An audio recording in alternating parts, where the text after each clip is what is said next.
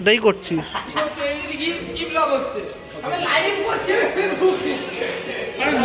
এটা লাইভ নয় ভাই, আরে হাই না বাদ দে, কাজে ব্যস্ত, সরি ভেরি সরি, ঠিক আছে ভেরি সরি। এখন দেখুন সবাই কাজে ব্যস্ত।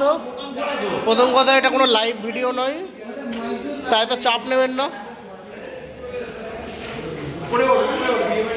হ্যাঁ হ্যাঁ বিয়ে বাড়ি উপরে আছে, দেখুন সুন্দর করে সাজানো আছে।